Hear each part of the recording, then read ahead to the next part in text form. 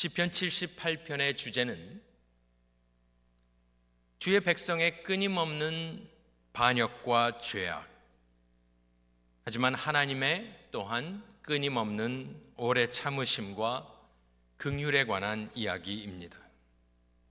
하나님이 왜 오래 참으실까? 하나님이 오래 참으실 수 있는 이유, 그 중에 하나, 핵심적인 이유는 바로 예수 그리스도께서 오실 약속 때문에 또한 그러셨지 않았을까 생각을 해보았습니다. 만세전에 하나님은 당신의 백성을 예수 안에서 예정해 놓으셨습니다.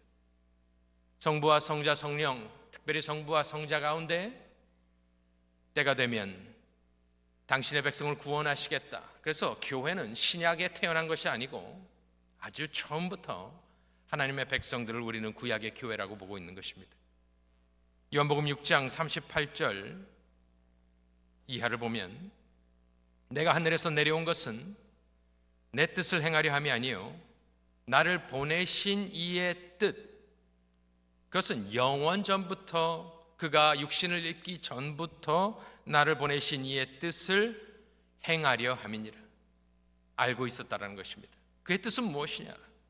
나를 보내신 이의 뜻은 내게 주신 자 중에 내가 하나도 잃어버리지 아니하고 마지막 날에 다시 살리는 이것이니라.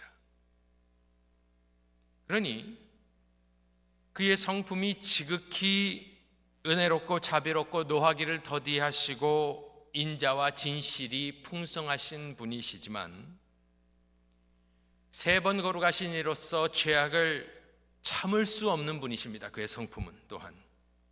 하지만 그가 오래 참으시는 이유, 예수 안에 있는 긍휼과 용서와 자비로 당신의 택하신 백성을 구원하시기 위하여 참으시며, 또한 불순종하는 자들을 죄악의 심판하심을 통하여 또한 당신이 영광을 받으시게 될 것입니다. 그래서 시편 78편에 흐르는 내용, 당신의 백성의 죄악과 긍휼, 결국에는 종래에는 누가 승리하는가? 그것은 하나님의 긍휼이 예수 안에서 성취되며 승리하게 된다는 것. 물론 모두 구원을 받는 것은 아니고 하나님께 회개하며 예수 그리스도를 믿는 믿음을 가진 자만이 구원을 얻게 되는 줄로 믿습니다. 그래서 마틴 루터는 이 시편 78편을, 이 시편은 예수님에 관한 것이고 예수님께서 그 안에서 직접 말씀하고 계시다라고 이야기를 하였습니다. 내가 입을 열어 비유로 말하며, 예수님이 그리하지 않았습니까? 이 아삽은 이 불순종의 이야기와 또 긍휼을 써내려가면서 불순종의 대표격으로 에브라임 지파를 이야기합니다.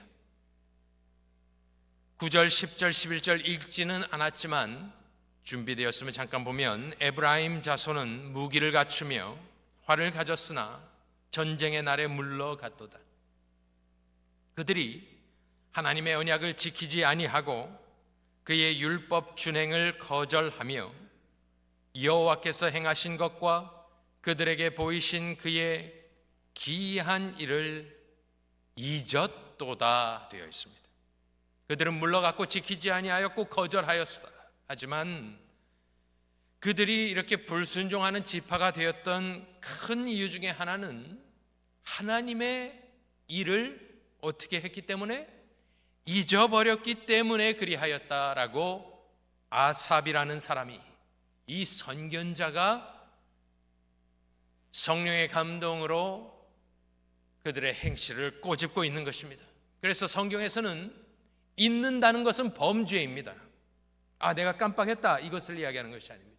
의도적으로 죄악을 택하고 하나님의 법도를, 율법을 잊어버리며 기억하지 않는 것은 하나님 앞에 돌이킬 수 없는 범죄인 것입니다. 그래서 그들의 행악의 교만은 불신에서 나왔지만 그들을 되돌리지 못한 인간적인 이유는 무엇이냐? 그들이 하나님을, 그의 과거의 행적을 잊어버렸기 때문입니다. 그래서 우리가 읽은 본문, 아삽의 시의 본문의 처음에 몇 절에 계속해서 강조되고 있는 것은 무엇이냐? 하나님의 말씀과 순수한 신앙을 지키는 법을 그가 가르쳐 주는데 그것이 무엇이냐? 물론 개인이 믿게 할 수는 없지 않겠습니까? 하지만 강조되고 있는 것은 그 조상들이라 하는 먼저 세대가 그 다음 세대들에게 그들이 그 선조들로부터 들었던 하나님에 대한 말씀, 법도, 그의 기이한 하나님의 행적을 다음 세대에게 진술하고 가르치라라는 말이 나와 있습니다. 3절부터 6절을 다시 읽어보겠습니다. 이는 우리는 어떻게 이것을 알게 되었느냐? 우리가 들어서 안다고 합니다. 우리의 조상들이 우리에게 전해 주었다. 전한 바라. 우리가 이 하나님을 알고 있는 이유는 우리 조상들이 이야기해 줬기 때문이랍니다. 4절에 우리가 이를 그들의 자손에게 숨기지 아니하고 여호와의 영예와 그의 능력과 그의 행하신 기이한 사적을 후대에 전하리로다. 우리도 그렇게 믿었다. 그러니 우리의 책임은 무엇이냐? 여호와의 영예와 능력과 그가 행하신 일을 다음 세대에게 전할 것이다. 전해야만 한다. 5절에 여호와께서 증거를 야곱에게 세우시고 법도를 이스라엘에게 정하시고 우리 조상들에게 명령하사 그들의 자손에게 알리라 하셨으니, 신명기 6장 같은 데 보면 그렇게 되어 있지 않습니까? 우리 조상들에게 명령을 하였습니다. 너희의 자손들에게 알리라. 이는 그들로 후대 곧 태어날 자손에게 이를 알게 하고 그들은 일어나 그들의 자손에게 일렀어. 한 세대가 가고 그 세대는 그 전 세대로부터 들었던 하나님의 말씀과 하나님의 놀라운 행적을 증거하고 또 그들은 자라서 그들은 일어나서 그들의 자손에게 일러서 말해 주어서 궁극적으로 이 모든 전함의 목적은 7절인데 그것은 무엇이냐?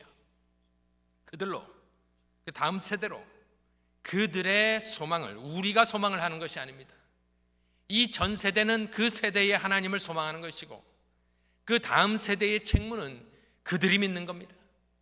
그들로 그들의 소망을 하나님께 두며 하나님께서 행하신 일을 잊지 아니하고 오직 그의 계명을 지키는 것, 그것이 바로 하나님께서 뭐 하신 것이다?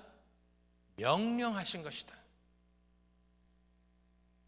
우리가 에녹을 잠깐 보았습니다마는 수백 년을 살며 그 에덴 동산에 있었던 일을 누구를 통해서 들었겠습니까? 아담을 통해서 들은 것이 분명합니다. 구전으로 우리 가정에게 우리 하나님과 이런 일이 있었다.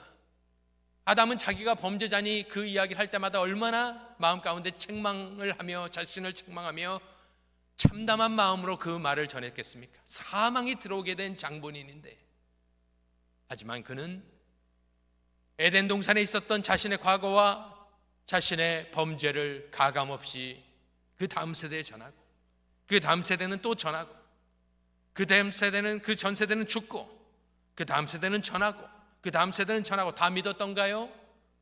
홍수로 다 쓸어버린 것을 보면 사람들은 중요하게 생각하지 않았습니다. 믿지 않았습니다. 하지만 중요한 것은 무엇이냐? 우리는 복음을 전할 책무만 받은 사람들이 아니고요, 하나님께서 우리 세대에 행하신 하나님의 놀라운 행적을 우리 다음 세대에게 전하여야 할 책무 또한 있음을 기억하시기를 바랍니다. 저는 오늘 조금 특이한 설교를 조금 하려고 하는 것은, 지금 하나님의 말씀은 전했고요, 남은 시간은 제가 지난주에 이제 저희 집에서 컴퓨터에서 이렇게 하면서 이쪽을 보니까 책이 한 권이 꼽혀 있는데 그냥 읽었던지 기억이 나질 않았습니다. 그런데 한번 뽑아봤더니 제가 읽은 책은 아니었습니다. 그것은 다름 아닌 이 책이었습니다. 영생교회 15년사. 제가 30년 거는 읽어보았고 화보도 보았고 33주년을 기념하며 그 선교 이야기를 한 것도 읽어보았는데, 이것은 백운영 선교사님께서 사택에 놓고 가신 책이었는데 어쨌든 저는 꼽아놨는데 빼서 읽어보니까 읽어보지 않았던 것을 지난주에 발견하게 되었습니다. 그리고 보시는 바와 같이 스티커를 붙여가면서 다 읽지는 못했고 어쨌든 처음 앞부분 수십 장을 읽어보았습니다. 보통 교회가 이런 역사책을 발간할 때 20년, 30년, 50년 주기로 하지 15년대에 이런 책을 발간하는 일은 저는 보지 못했습니다. 그 말은 무엇이냐면은 영생교회는 15년 동안, 처음 15년 동안 하나님의 사랑과 은혜를 많이 받은 교회라는 소리입니다.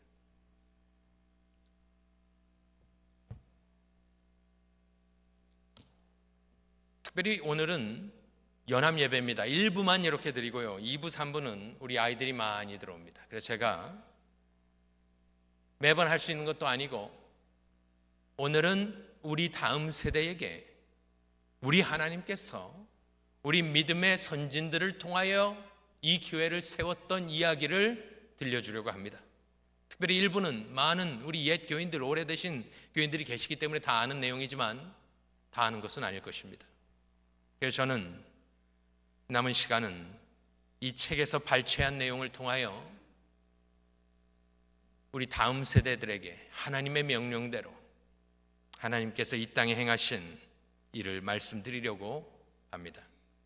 하나님께서는 1980년 5월에 한 목사님을 웨스트민스터 유학을 통해 필라델피아의 교회를 섬기게 하셨고, 그 목사님은 공부냐 목회냐 이 양자택일을 하게 되는 것을 경험하며 이 필라델피아에서 섬기던 교회를 사임하시고 뉴욕의 한 교회의 청빙을 받아 떠나려고 하실 때의 이야기입니다.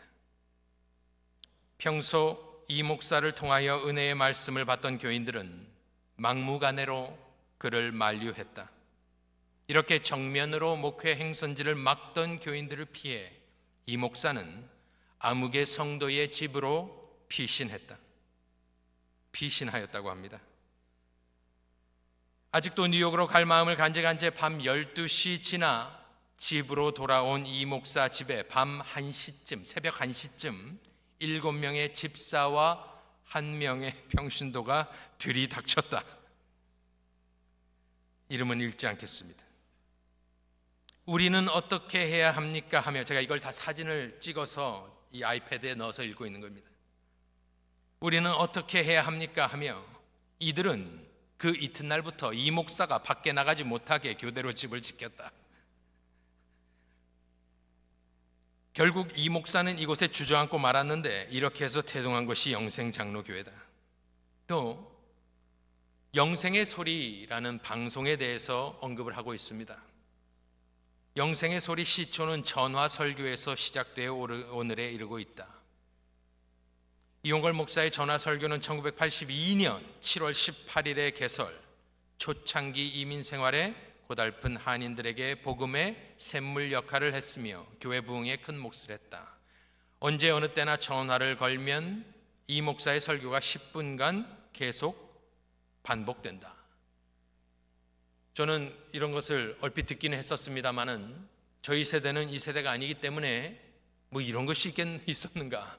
전화를 하면 전화기를 들고 설교가 재생이 된다는 말이죠. 그렇게 시작이 됐고, 또 그때 간증을 읽으면서 깨달을 수 있었던 것은, 아 맞다, 우리가 그냥 이런 작은 카세트 테이프로 이렇게 녹음한 것이 아니라 큰 방송 장비가 50파운드 넘는 것이 이것을 끌고 다니고 뭐 여러 가지 거기에 간증이 나와 있습니다. 그리고 매 주일 이 목사는 황 집사의 집을 방문하여 설교를 녹음하였다 되어 있습니다. 그리고 FM 방송을 통해서 이것이 방송을 타고 나가기 시작하였다. 매 주일 목사님께서는 누추한 저희 집 지하실에 오셔서 전화 설교와 방송 설교를 녹음하셨습니다. 현장에서 뜬 것이 아니라, 방송을 뜬 것이 아니라 매 주일 목사님께서 가셔서 다시 녹음을 했다는 소리인 것 같습니다. 그렇게 15년을 했다고 합니다. 그래서 멀리 부흥 강사로 가셨다가도 녹음을 해야 그렇게 할 수, 방송이 나가기 때문에 또 가셔서 그 집에서 녹음을 하셨다라는 간증이 적혀 있습니다. 저는 20여 년 전에 기억이 나는 것이, 저녁에 킹 오브 프러시아를 지나서 202를 타고 저희 집으로 갈 때에 그때 라디오를 한번 이렇게 돌려본 적이 있었습니다. 기억이 생생합니다. 22년 전쯤에. 그런데 그 이 202를 딱 탈 때는 거기가 이제 시골이지 않습니까? 그런데 이렇게 하는데 한국말이 나오길래 너무나 깜짝 놀란 적이 있습니다. 한국말이 다 여기 이 시골에서 라디오가 나온다. 그런데 가만히 들어보니까 어디서 들었던 음성입니다. 그리고 듣고 보니까 그때 원로 목사님 설교가 FM을 통해, 제가 분명히 기억하는데 그런 간증이 저도 좀 있습니다. 자, 이제는 핵심적인 내용으로 간단하게 그 교회가 세워질 때의 이야기를 잠깐 말씀드리도록 하겠습니다. 이 호샴 지역에 13에이커나 되는 대지에 마사가 있는 곳인데 이 땅이 아주 헐값에 나와 있었다. 알고 보니 주인이 부인과 이혼하는 와중에서 8년간 세금을 내지 못해 싸게 팔게 되어 있었다. 28만 달러에 나와 있었는데 23만 달러까지 내려가 있었다. 그때 큰 마사는 36피트에 200피트, 말이 15마리가 들어 있었다. 마사 뒤쪽은 잡초가 우거지고 냄새가 많이 났었다. 처음에는 이 마사를 고쳐 성전을 꾸며 보려고 했었다. 어느 집사가 말똥 냄새 나는 곳에 무슨 교회냐, 이렇게 이야기를 하였다. 23만 달러까지 내려간 대지를 18만 달러에 흥정을 하여 84년 가계약을 하였다. 그러고 나서 옛날 교인들은 잘 아시는 내용이겠지만 우리는 잘 알지 못하는 내용이 있는데, 그것은 그렇게 가계약을 하고 호샴 타운십에 건축 허가를 신청해야 될 것 아니겠습니까? 그런데 타운십에서는 지을 수 없다는 대답을 해왔다. 이 목사를 비롯한 교인들은 마음의 부담을 안게 되었으며 한편으로는 걱정이 되어 기도만 할 뿐이었다. 이 소식이 지역 신문에 보도되자 어느 날 크리벤저 목사, 레리 크레벤저 목사라는 분이 이 목사를 찾아왔다. 신문 기사에서 보았는데 나도 9년 전 당신 교회와 똑같은 일을 당한 경험이 있습니다. 4년간 싸워서 지금의 교회를 지었습니다. 이것은 인종차별적인 문제가 아니고 우리도 그렇게 당했었으니까 염려 말고 싸워서 이깁시다. 여기서 어렵다고 다른 곳으로 가 교회를 짓겠다고 하면 그곳에서도 똑같은 경우를 당하니까 여기서 끝까지 싸워 이깁시다. 크리벤저 목사는 이 목사를 격려하며 조닝보드에 히어링 신청하는 방법을 가르쳐 주었다. 제가 이 크리벤저 목사님이란 이거를 제가 간증을 통해서 여러 번 들었었는데 인터넷에 찾아봤는데 그분 얼굴이 있는 것이 하나가 나왔습니다. 그래서 제가 이것을 이 목사님께 사진을 보내드리고 이분이 맞으신가 확인을 했는데 나중에 잠깐 나올 것입니다. 하나님이 보내준 천사와 같은 분인 것 같습니다. 그래서 히어링이 열렸습니다. 교회 대지로부터 500야드에 거주하는 사람만 발언을 할 수 있었다고 합니다. 먼저 타운십 대표가 나와가지고 이곳에 교회가 들어오면 안 되는 이유를 설명했습니다. 기니까 다 읽지는 않겠습니다만은 교통체증이 심해진다, 타 외부 사람들이 들어오게 된다, 여러 가지 내용이 있습니다. 그런데 예상외로 찬성 발언을 하는 주민들의 많아지기 시작했다. 그러자 반대 발언을 하던 주민들이 주눅이 들어 우리는 교회 들어오는 것을 반대하는 것이 아니고 단지 조용히 살고 싶었다라고 변명을 하였다. 히어링에는 100명이 모였는데 찬성은 3분의 2쯤 되었고 반대는 3분의 1쯤 되어 반대쪽이 열세가 되었다. 이날 많은 주민들을 동원시켜 찬성 발언을 하도록 애써준 분은 크리벤저 목사였다. 한 달 뒤 조닝보드에서는 이곳에 영생교회가 들어와서 교회를 지어도 좋다라는 허가를 해주었다. 85년 4월 8일의 일이었다. 청문회가 열리는 동안 전 교인의 기도는 뜨거웠다.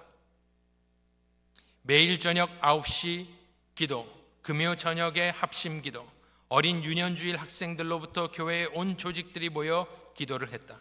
새벽기도, 금식기도, 당회원들의 산기도 등 온 교회가 기도로 뜨겁게 달아올랐다. 온 교인들이 마음으로 하나가 되었다. 결국 하나님께서는 영생교인들의 기도와 하나님께 매어 달리는 훈련을 원하신 것이다. 모든 것을 주시기로 계획을 하셨지만 쉽게 주시지 아니한 것은 영생교인들을 사랑하시고 영생교회를 정말 하나님께서 기뻐하시는 교회로 세우고자 하셨기 때문이다. 그래서 이 허가가 나옵니다. 허가가 나오는 뒷이야기도 있습니다.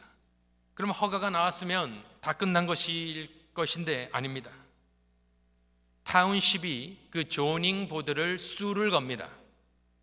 타운십이 반대한 것을 조닝 보드가 왜 허가를 해 주었느냐며 노리스타운 법원의 조닝 보드를 상대로 타운십이 수를 겁니다. 그래서 영생교회는 카운터 수를 하게 됩니다. 그리고 그 재판 때에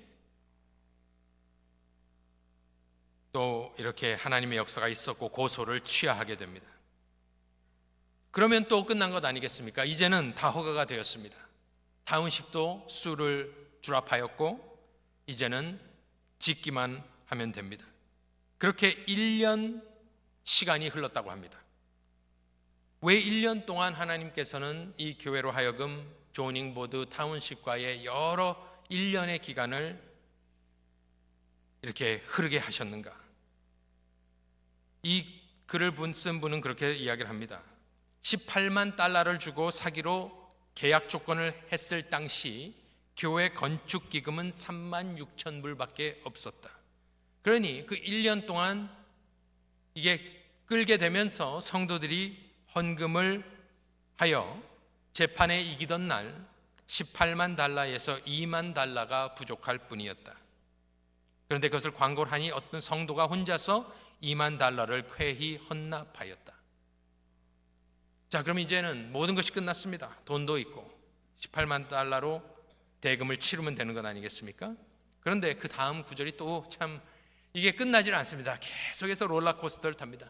땅은 샀으나 하나님의 집을 지을 돈이 한 푼도 없었다. 6, 70만 불을 예상했으나 본당을 다 짓는 데 들어간 총액은 120만 달러였다.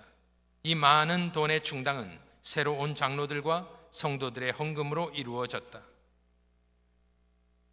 또 한 가지 고마운 사실은 재판이 끝나니까 교회 앞에 도로가 생기고 상수도 시설 공사가 완공됐다는 사실이다. 도로와 상수도 덕분에 건축비가 엄청나게 절감되었다. 성전 건축 허가가 늦어진 덕분에 영생교회는 많은 덕을 보았는데 이것 또한 하나님이 하신 일이라고 전교인이 다시금 깨달았으며 더욱더 용기를 갖고 성전 건축에 심혈을 기울였다.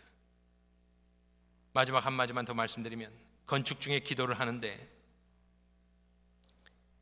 성전 건축 중에 빠뜨릴 수 없는 중요한 장면이 바로 전교인 기도였다.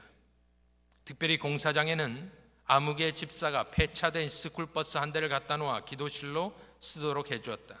이 스쿨버스에는 약 20명이 들어가 기도를 할 수 있었다. 공사장의 불침번, 그 중에 빼놓을 수 없는 인물이 아무개 집사다.